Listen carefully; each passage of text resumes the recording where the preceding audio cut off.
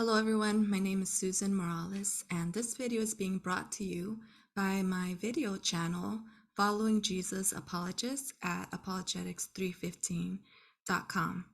Today I have asked a panel of men, Christian men, to discuss how their worldview impacts their experience as men. They will also be offering advice to women who are trying their best to follow Jesus when it comes to their interactions with the opposite sex.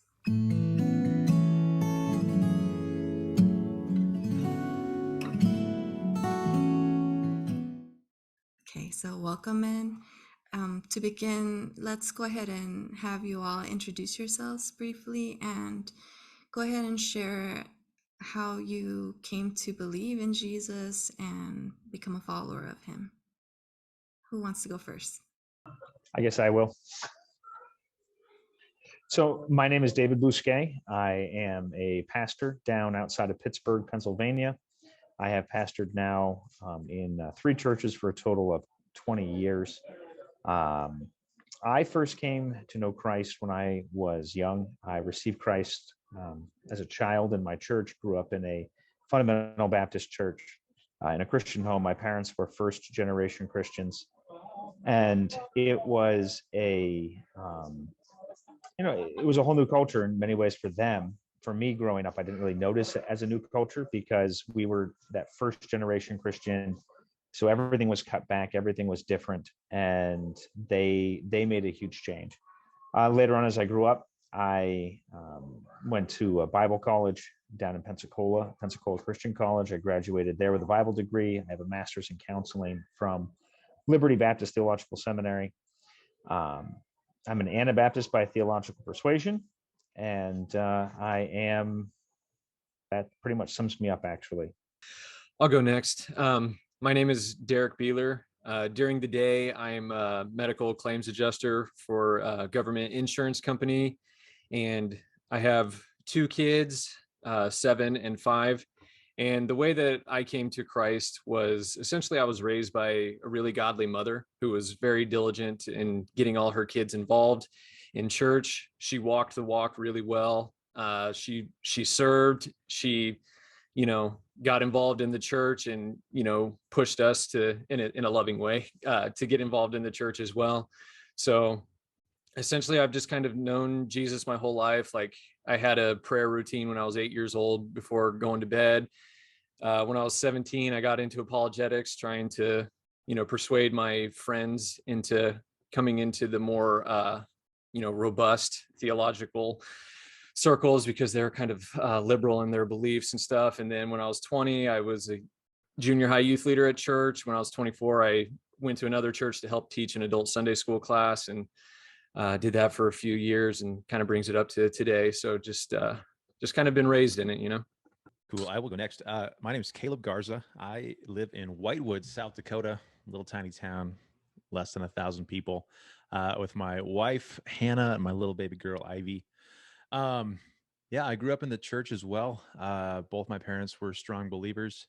So from a very young age, I was raised in the church, knowing who Jesus was, which is fantastic. Super, super grateful for that. And so, yeah, I work in digital marketing, and I'm also the worship director at our church. My name is Demetrius. I live in Phoenix, Arizona. I basically grew up pretty much my entire life under a pew. I came from Dallas, Texas area, very Bible Belt. I have been married next month for 30 years. We have 4 daughters, we have 5 grandkids. And I just started out just wanting to know who God was. Eventually that led to me being involved in ministry. And really, I do more church planting than I do actually remaining in those. I've helped establish churches, and I'm actually doing that today. That's why I have to leave a little bit early. Today, we are planting a new ministry in a new location here. And so for the most part, that's what I do. And I've been doing that now for about 15 years. My name is Bill Stolk. I live in Victoria, Australia, in a medium town called Ballarat. I have 7 children, 4 daughters, 3 sons. One son is married, and I have one grandchild. I was also brought up in the church, had very strong Christian parents who taught me everything I needed to know about the faith. And I first came to Christ at about 8 years of age in an altar call in Sunday school. But it wasn't until I was probably about 14 that my faith really became my own. I eventually went into ministry. That was in the Salvation Army. And excuse the background noise of dogs. And these days, I am a co-pastor of a combination of home churches. So it's a loose Christian community, basically, that I'm part of. So I still continue in ministry. But yes, you could say in many ways I've known Jesus all my life. So thank you again so much for your willingness to do this and to be honest about the questions that we're about to answer. First of all, I have you here because you meet the requirement. You are a man. That's pretty much my only requirement for why I asked you gentlemen here.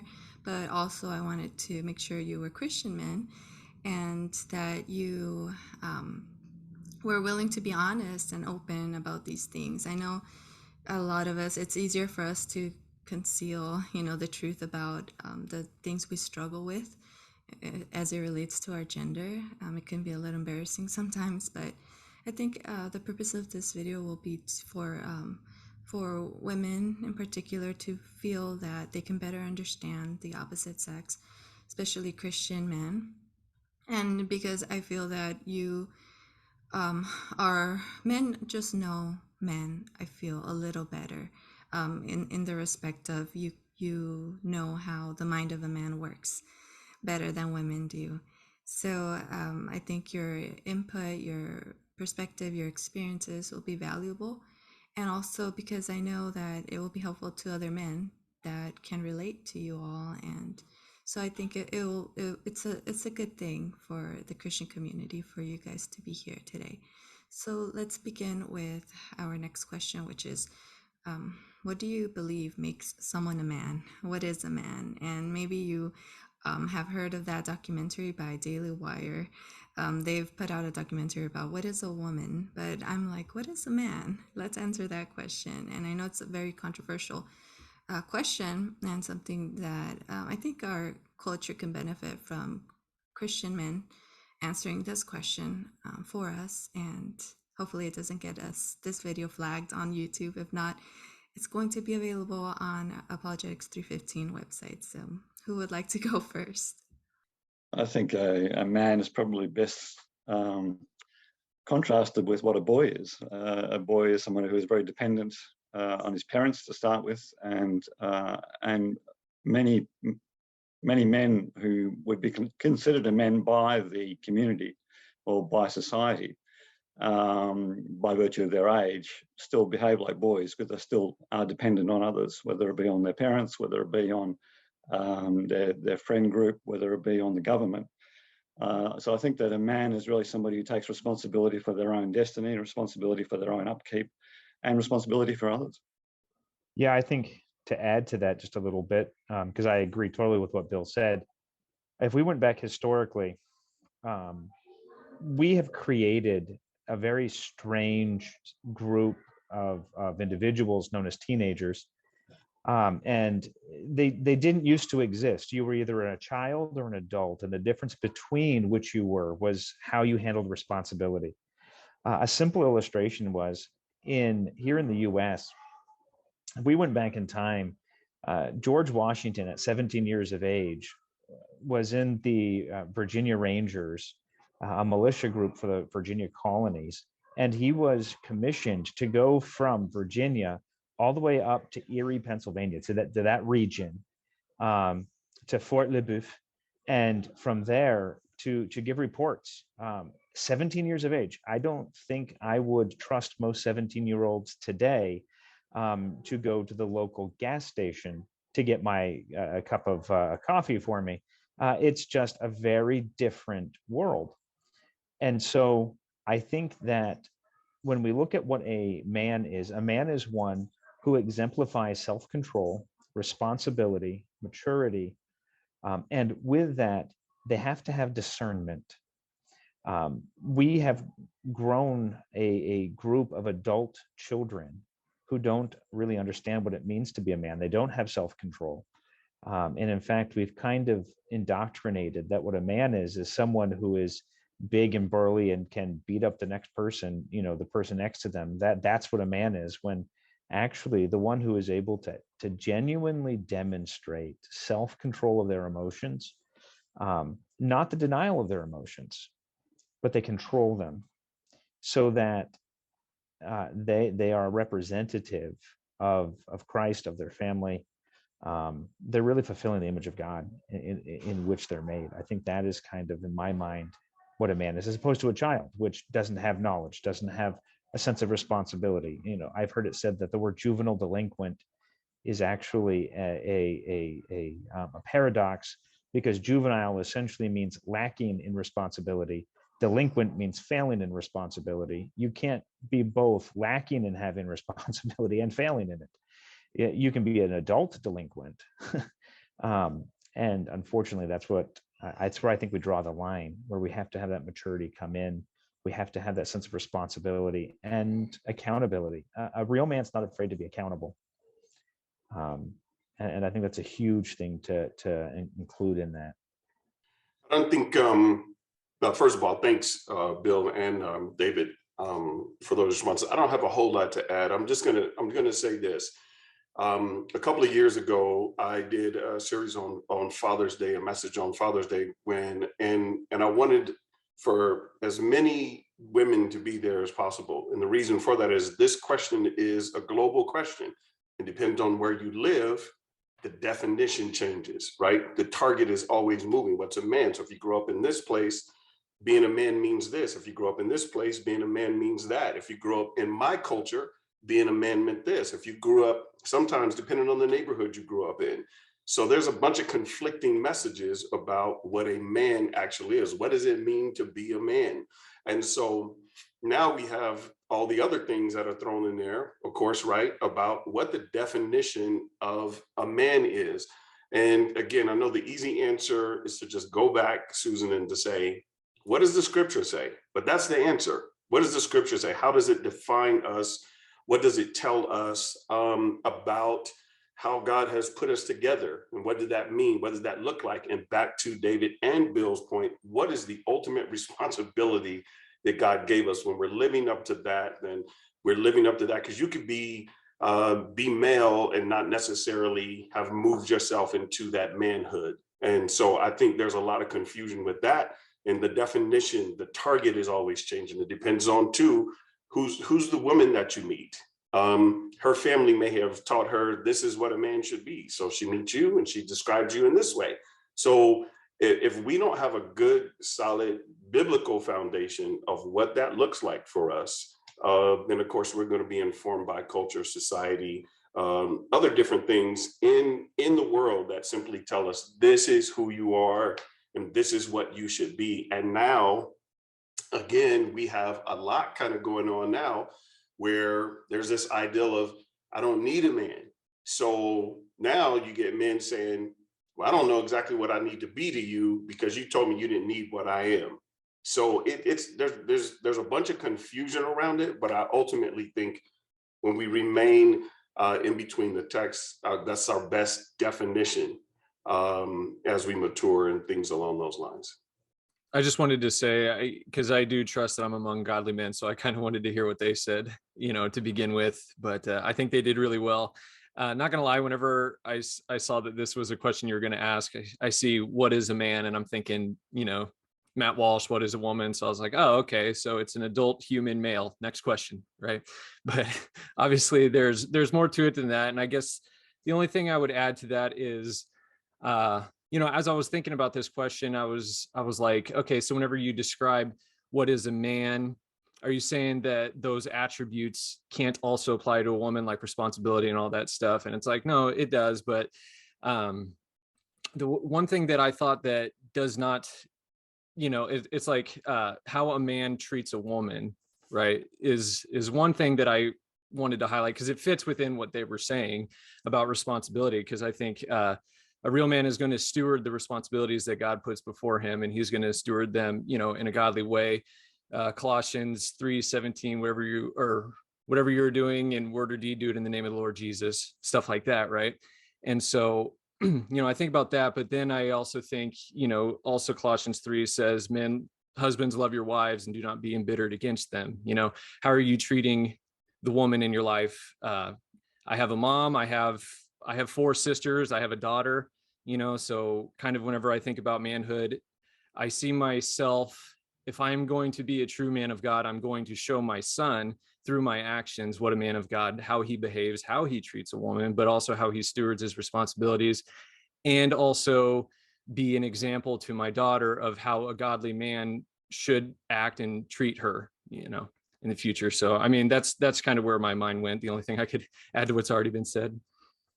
Yeah, kind of same thing here. Like literally the first thing I wrote down was responsibility and that dichotomy of what boyhood versus manhood means. Because I think, as these guys said, it's, I think, definitely you can be an adult, but not necessarily be a man. You can be, I think adolescence just stretches farther in age these days, for whatever reason that is. And so, yeah, that's literally the first thing I wrote down was responsibility. Another thing I wrote down though too was, as far as a Christian man would be, being the spiritual tone setter of your home. And so that's something that I think is super important. Like in my mind, the father is the one who is leading the family towards Christ, displaying what it looks like to have that relationship with Jesus. And so that's just one thing I wanted to add to that. Yeah, there's this really interesting book coming out by Nancy Pearcey. One of the things that she talks about in her book is how children rely mostly on a man to follow, like spiritual wise. Sometimes we like to think, oh, things are half and half, right? But there's actually research showing that there's more weight when it comes to a man, like certain responsibilities, like you guys have pointed out. It impacts the family, the children more. So let's move on to the next question. How does your Christian worldview impact your experience as a man? And does it contrast the experience of other men with different worldviews? That will be the first part of this question, because I think you have all described what a man is in like a general sense, right? You seem to be saying this is, despite your worldview, this is what a man is. And Demetrius, you pointed out, well, that could look different depending on where you're from. But how about let's look into that. Well, now you men are, you're living based off of your Christian worldview. So how does that look different from the experience of other men? You go to Netflix, for example, and you watch a movie and it's a romance movie and they're falling in love, and certain thoughts, certain boundaries, you don't see those things happening in the character's mind. The Christian person's experience is very different because you do have this worldview, you do have someone you are answering to, the Bible, what the Bible is teaching you, the Holy Spirit convicts you. All of that, it looks very different from I don't know if anyone has a past where you weren't a Christian among us, but your life would be very different if you didn't hold to this Christian worldview. Yeah, I think I just realized I forgot to mention, everyone else mentioned that they're fathers. I'm also a father. I have 8 kids. And I think that part of my view of what a man is from my Christian perspective, from my Christian theological background, definitely has influenced me in ways that I didn't think it would growing up. Growing up, I was not an Anabaptist. That's not what my family was growing up. They were much more independent fundamental Baptist, a little bit different. As such, I'm kind of a neo-pacifist, which is really strange because that's definitely not typically viewed in the group I had grown up with as being very manly. And it's been influencing my children, right? So my view with my children is very much we need to try to be the peacemakers. We need to emphasize that as Christ had come and demonstrated he was the peacemaker between God and man. And so we have to then exemplify that image of Christ in our own life. And he demonstrated the love of God towards man, even while were yet sinners. And so we have to emphasize that with those who are antagonistic towards us, those who do not agree with us, even if it be your sibling, if it be whoever. But then I think, moving on into a really practical sense, how a man views himself will affect how he views everyone else around him, I believe, theologically. And when we specifically go into like cross-gender issues, right? So by cross-gender, I mean man-woman issues, where we are beginning to interact with women. I'm a firm believer, as Paul told Timothy, right, to treat all of the older women as his mothers, to treat all of his peers and younger women as sisters. That should be how we are exemplified. That should be the standard of how we view them. Every woman I meet should be viewed either as a mother or as a sister, and I should treat her either as a mother, deserving of that aid and assistance if she needs it, the care, the concern, or I should treat her as a sister, which may mean extra protection or whatnot, even if she's a stranger, even if she's not a believer, just someone I meet in the street. I need to think of them that way, which is definitely not the way I was grown up, the way I was brought up. And I think, again, part of it is we have done a poor job in really explaining how men and women are supposed to interact. I think of what Job says, right? I've made a covenant with my eyes. Why then should I look upon a maid? We are expected to follow the example of Christ, and that truly is going to interrupt our natural what we're naturally taught about how the gender roles are supposed to play out. And we should instead be able to cross into a much more protective, brotherly, sonly position with them, with women. And then also, like, as a dealing with conflict, that's a huge thing, just being able to step back and say, look, self-control in the situation is so much better than just further perpetuating the violence or continuing the argumentation. Now, there's nothing wrong with finding a solution for the argumentation, but we need to make sure we're creating peace in the situation, that our speech is gracious and that we're not just attacking. So I'd say that's one way that my theological perspective has helped me. I think my Christian faith has helped me both before and after marriage. Demetrius mentioned that he's been married for nearly 30 years. I'm in a similar position. I've got about another year and a half to go before I reach that landmark. I'd say before I was married, my attitude to women was different because I never went into, although I did date, I never went into a relationship with the idea that this was just for fun. If I went out with a girl, it was always with a view to, is this someone suitable to become my life partner? And so I would always be looking at it from that perspective. And I remember on at least one occasion, I nearly scared a girl off when I mentioned that that's what I was looking for. But it does happen that way. And it certainly made a big difference to my attitude, because I saw the importance of my commitment to any woman in marriage was going to be that of Christ to the church. In the same way as it's mentioned in Ephesians 5, where it was a life that I was going to be living sacrificially towards that person. And so I always saw it as being that was what I was going to do. And I believe that I have done that, although I've had a lot of lessons to learn along the way as a married man. But now, being married, it's also meant that my commitment to marriage is quite different to what you would see in that Hollywood scenario that you mentioned, Susan. So I think that my wife and I, we've been through some pretty rough patches, and in a situation where we didn't have a Christian commitment, or the ideas that come from Scripture about commitment to each other, that we might not still be together today. That commitment remained because we saw that we had a commitment under God to hold that marriage together. And that is what we did. And I'm glad that we have, because we now have something that's far greater than what we started with. Yeah.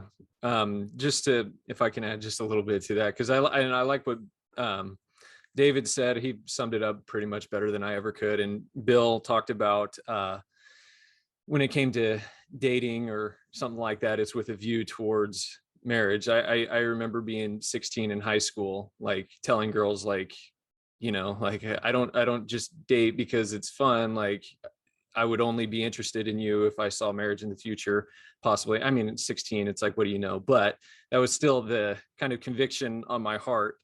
But when it comes to my understanding of manhood from a Christian perspective, a lot of it, because I didn't have much of an example. So at this point, it is observing godly men and watching them, and kind of taking mental notes of that and trying to follow the example, but also learning from mistakes I made in the past and trying to live better as a man. And so one thing that I realized that came down to is that whenever I am trying to be a man of God, that also comes down to the fact that there's a lot of things that are going to be done behind closed doors that nobody's ever going to know about, but you do it with integrity because you are serving God above anything else. So it's not about, like, beforehand, you do stuff to look like you're, the guy in the public eye, but then it becomes about, like, nobody's going to know you did that, but it's the stuff you have to do to steward your responsibilities, And so something like that, just coming down to being the same person behind closed doors as I am in public, has been a huge lesson in that. Yeah, I like that, Derek. I can empathize with the being 16 and telling girls, hey, if we're not going to get married, we're not doing this. But coincidentally, I did marry my high school sweetheart, and so we were both had that in mind, that commitment. And I think commitment in, I guess, if we contrasted a Christian perspective versus the like a non-Christian perspective, I think commitment nowadays can kind of seem unmanly to people. And at least from what I've seen, and I don't know, I kind of live in the Midwest, where it's there's high bravado, high I don't know, machismo. Manliness looks like drinking a bunch of beer and shooting guns. I mean, I don't know, never mind. But so, and sometimes, like when I was in college and stuff, a lot of the guys who were seen as manly were the ones who were all sleeping around, and they could get all the girls and stuff. And so there's just that contrast where I think the Christian perspective is, no, you do love your one wife as Christ loved the church. And so there's just that difference there. Okay, thank you. So let's move on to the next question. What brotherly or fatherly advice or warning about men would you give women wanting to follow Jesus? And so here's kind of like a question inside of that question. Before you give that advice, that warning, would you say that it's sort of the same warnings for whether a man is a Christian man or he's not a Christian man? It doesn't matter. Yes, I have 4 daughters, 30 to 21, and I didn't care if he looked like a Bible. I told them this is what he's capable of, and in the wrong setting, in the wrong moment, in the wrong time, with the wrong scenario, even with everything that he may have come up with his heart being in the right place, with his Jesus t-shirt and his Jesus camp t-shirt, all of that, he is still capable, and so are you. It's not just him, but he is still capable of betraying his heart. in a given moment, if that moment presents itself to both of you. So I wanted to be clear, though, that it wasn't about this male being a bad individual, because I said he cannot participate in this without you participating with him as well, right? So that's something that I wanted to make sure was clear, because that's another thing that's kind of big in culture right now. But I believe that just as a man, I have 3 brothers, I believe, as I'm the youngest of them, but just growing up and the things that I did, a lot of my maturity actually didn't happen for me up until I actually got married, to be honest with you. Even growing up in church, there was, I mean, I'm just gonna put this out there and just tell you, I was loving Jesus, but I was loving girls too. So, I mean, I listen, you know, I was not blind, I could see. And, you know, seeing young women who, you know, would come in, I think there's that transition, that change we were talking about earlier, from being a child to going into manhood. And then there's that adolescent space. That's where you are. And then, of course, the earlier question about, you know, how do both of these things mix with, you know, worldly men and other men. So I played football. And so in the environment that I was in, there were people who basically, they threw themselves on you. It was available. You saw your friends going and doing this, and there was a battle there. I have to be honest with you. It had nothing to do with whether I loved Jesus or not. It had everything to do with whether or not I was willing to continue to submit myself to the ways that I had professed to commit myself to as a believer. I needed to be sure that I was committed to that process. And so, yeah, it was a big challenge, but absolutely, positively. So 3 of my daughters are married now. They're all great men. They're all believers. They're all military guys. And the 4th one is not married, but she got the same warning all the other ones did. Yeah, when I was reading through these questions, I was just kind of thinking through them. Let's see, what brotherly advice would you give? So I was kind of thinking of, like, before a woman wants to date into or move into a dating relationship or into marriage, I think one thing that I know was great advice for me was to just honestly have hard questions to ask each other, whether it's, I mean, just to discuss. I think I've seen so many people in relationships that ended up in a lopsided relationship where they were not on the same page spiritually, and it really, really affected them in their marriage down the line. And so, you know, making sure that you are on the same page, that what you're talking about, when you if you have the same, sometimes we say we have the same vocabulary but a different dictionary. So if you're talking about if you're telling the woman, hey, I'm a Christian, or she's telling you you're a Christian, or vice versa, fleshing out what that actually means, because especially in today's culture, like, someone can say they're a Christian and that doesn't necessarily mean that they're a Bible believing Christian. And so really having those honest, tough sit down over a cup of coffee and really iron out what it looks like to be a Christian, I think will just save you a ton of heartache and a ton of just really hard things down the line. And so that was something that was really, I think my wife and I were super glad about, because people in our lives really were like, hey, you know, you guys, even if you're raised both raised in a Christian home, like, sit down, talk about what you believe in. And I think that's just super important. And again, I think that will just save a lot of heartache and a lot of hurt.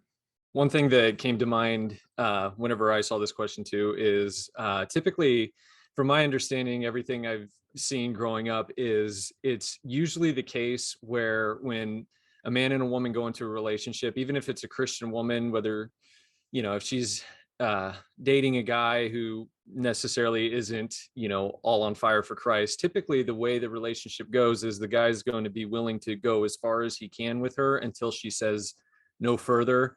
And then so she's like setting that boundary, like, we can go up to this point, but I'm not letting you go further. And if he's not the type to pressure her to go further, he's at least going to go up to that line as much as he can, right? And I think as Christian men, my advice would be, well, to any women out there, is if you can find a man of God who on his own is setting that boundary. Like, I'm going to protect your purity, and I'm setting this boundary. We're not going to flirt with temptation because I'm going to submit to this standard, right? So we're not going to go further than this. Like, he on his own is doing that, because the thing is, even Christian guys can talk the talk, but in the heat of the moment they can give into temptation still. But I just think it could really speak volumes if a guy is on his own setting that standard and sticking to it. Like that's something that would be worth holding on to, I'd say. None of my daughters are married yet, but they have had relationships with young men. And one bit of advice I would always give is to don't date in the artificial environment of going out all the time, but rather bring them around to your parents' place and help them to get to know your family.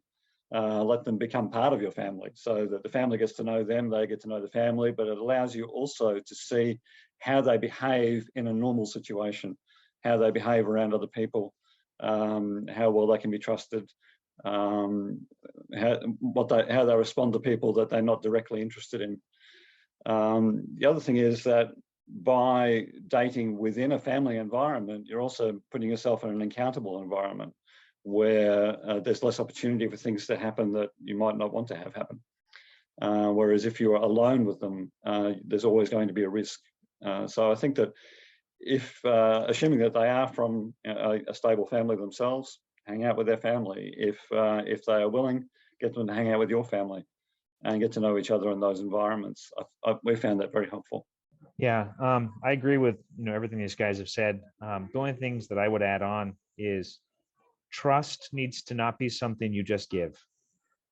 Trust needs to be something that you cultivate through friendship, through involvement. And that's, I think, what Bill is going on there is when he is coming, when you're encouraging interaction with the family or with his family, you're encouraging the building of an actual relationship, because the greatest step of trust is actually being alone with them. And that's a difficult thing. And you want to make sure that those who love you also trust him, because they need to see that this individual is someone that's worthy of trust. So I would encourage, and I have married now several of the teenagers in the church who had grown up and have gone on to get married. And some of these young ladies, I remember pulling them aside and said, look, you're going to be going to college. You're going to see all these guys. These guys are going to chase you. Here's things you need to do. You need to make sure that you are not just giving your trust away. It's so easy. Oh, he wants my number. He wants, to go out and meet alone. No, invite him to come and do something with all the friends. You want to create that accountability. You want to create safety so that you can actually then go to the next thing. Not only is trust earned, but you also have to have discernment in what their character is, because it's easy to cover the character one-on-one.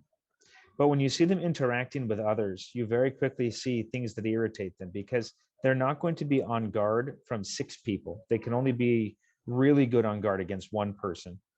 And so as a result, you need to cultivate that sensitivity to realize, you know what, the way he talked about so-and-so, I really didn't like that. The way he laughed at this person's joke, which I thought was a very improper joke, maybe tells me his sense of humor isn't really a godly sense of humor that I should be engaging with. And you begin to cultivate a knowledge of the person, because they're revealing who they are in a wider perspective. And so I would say those are the 2 things that I would add. And as they then build trust, then you can say, you know what? Yeah, I've seen your character. It's great. You actually seem to be the same with me as you are with George, as you are with everyone else. You don't seem to be putting on a show. See how they are with their friends, right? If you can cultivate a situation where you're able to see them interact with their friends when they don't know you're there, how do they behave? And so really, and the only way to do this is time. And this is part of the problem that we have, I think, in our society, is we want to push relationships as far as fast as they can. And that's really not the way to cultivate anything. That's a good way to destroy early on good relationships. Now, are there exceptions? Absolutely. I'm making a general statement. But I think those things, make sure that you're going slow, make sure that you're involving lots of people into the relationship before you're ever in that alone situation. Trust is something earned, not just given. And discernment, really just watch them, listen to them, see how they interact, make sure that they honor you and not just spoil you, smother you. That's not honor, right? Honor is holding the truth with love, with grace, with honesty. They're dealing with it in a way that is godly. Thank you. I love this advice. I think it's especially helpful for a lot of women that haven't heard it from their own fathers or anywhere else. It's very valuable to hear it from you men directly. And so we have our last question, and I would love it if Demetrius could start answering first.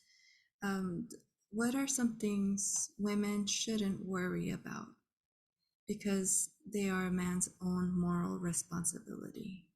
And how should women process these things or respond? If I could give you an example, when I was first starting to think about modesty,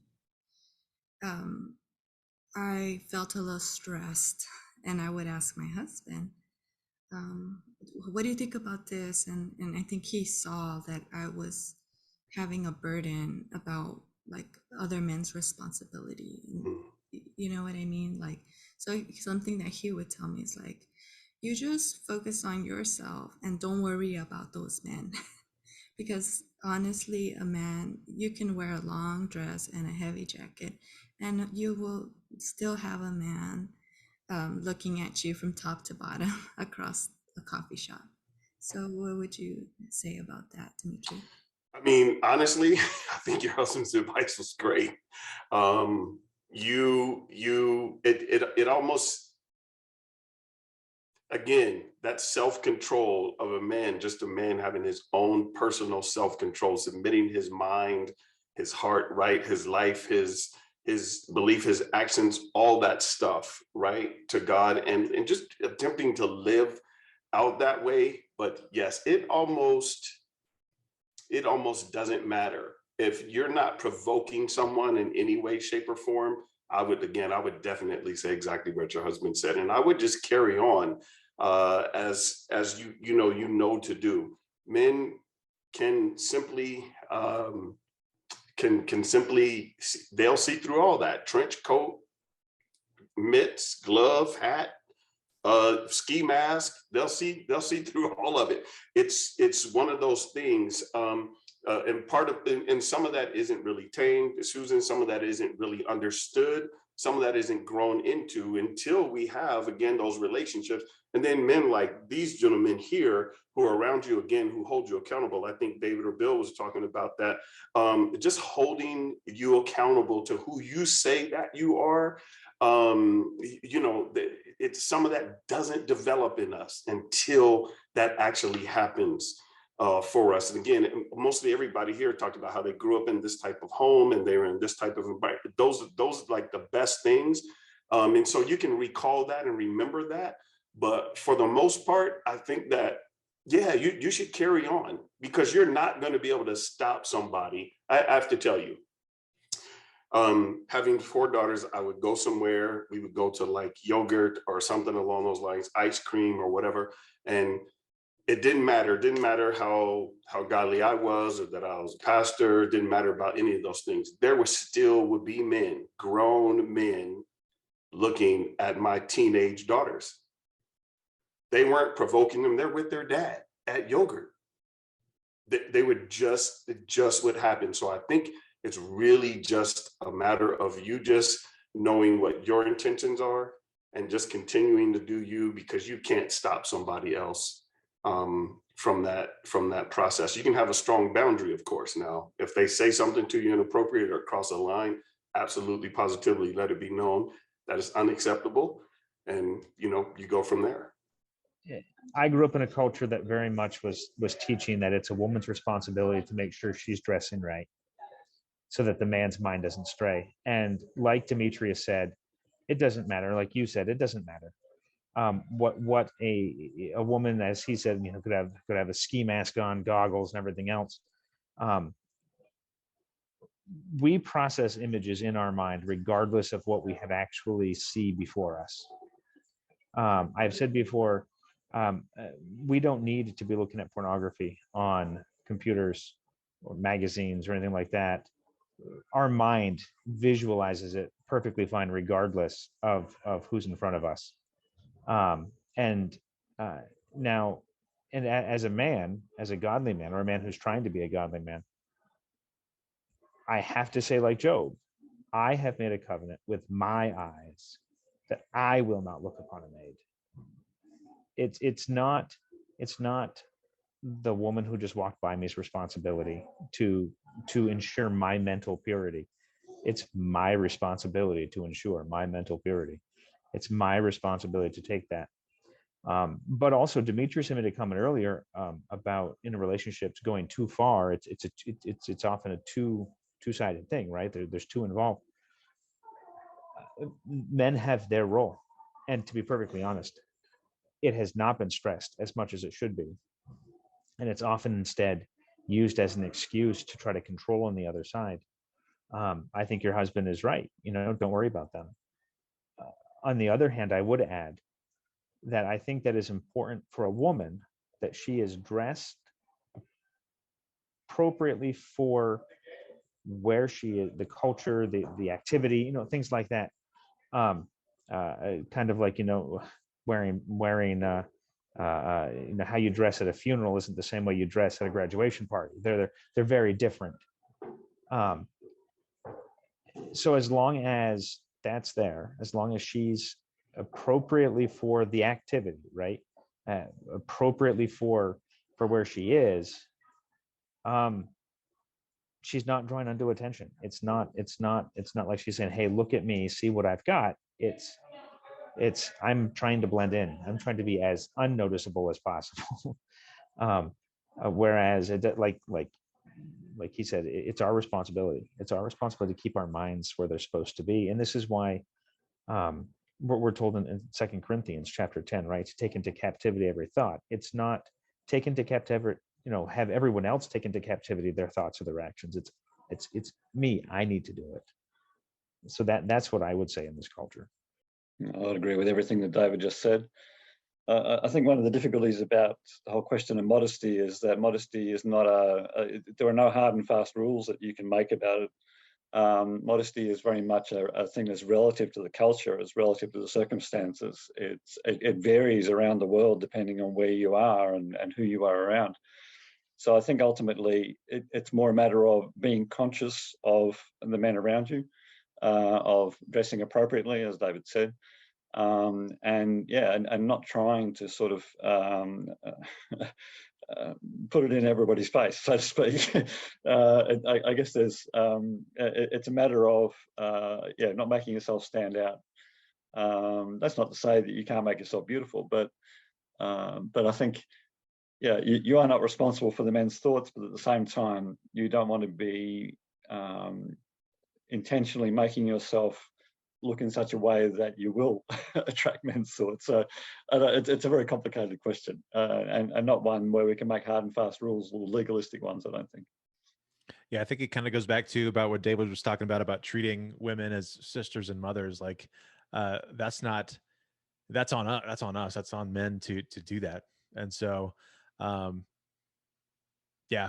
think that's just important to keep in mind as a woman, that just like these guys are saying, like we will be held accountable as to what we do with our thoughts, as to if we take them captive and make them obedient to Christ, or if we do what Job said and make a covenant with our eyes to not look at women lustfully. And so Well, Derrik, I think you've pointed out in the past that you grew up in the purity culture. I'm not sure if anyone else can relate to that.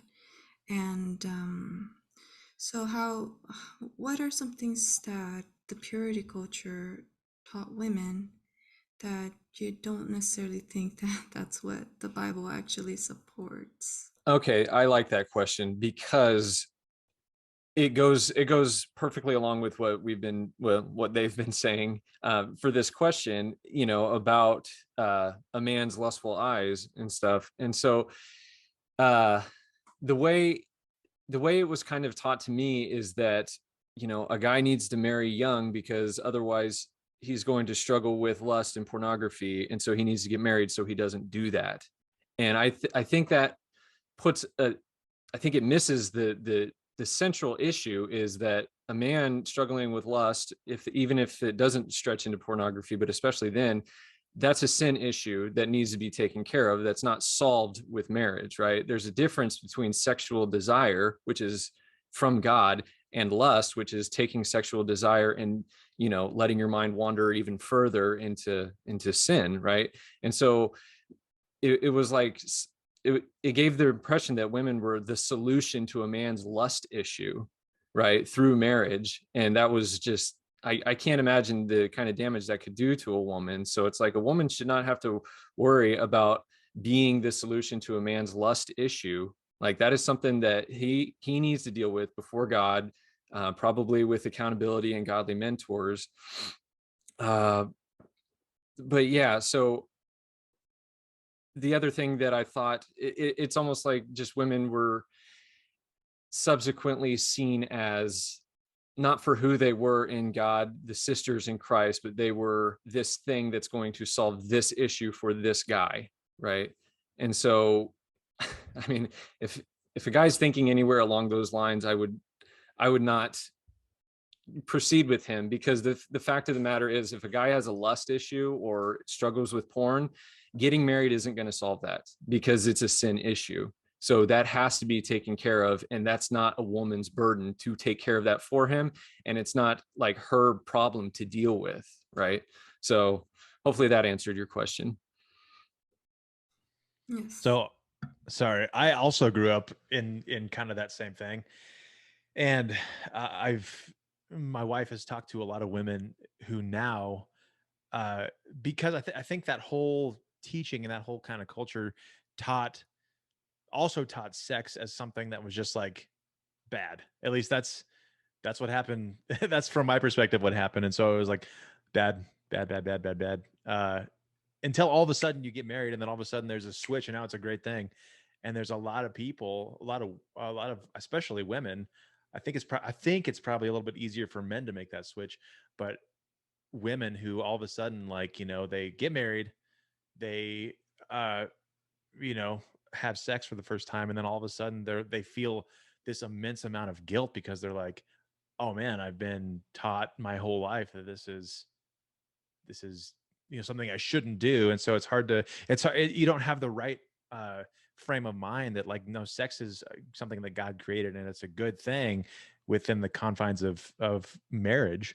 And so, yeah, there's a lot to that purity culture thing that just it's hard to break kind of psychologically. Thank you so much, gentlemen, for just sharing all of your thoughts, your perspectives, your experiences with us. It's very valuable, and I really appreciate that you took the time to record this video with me. So I'll leave your information in the description of this video if anyone wants to connect with you or follow you. Caleb, you have you're a musician, right? Is there a musician page or somewhere where people can follow you? Yeah, I'll send you our Facebook page. Okay. And I know Bill and Derek and David from Twitter, so I was like reading what you gentlemen have to say. So again, thank you so much for coming today. Thanks for having us. Been great. Thank you, Susan. Yeah, thanks, Thank Susan. you. Always a pleasure.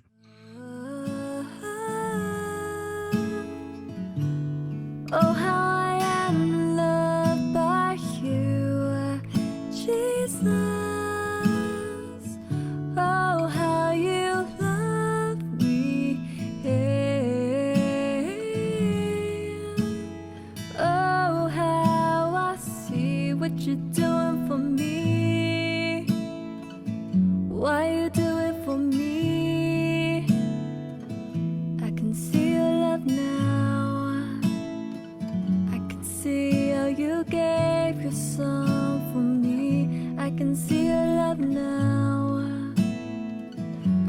see how you died for my place. I can see your love now. You're coming back for me.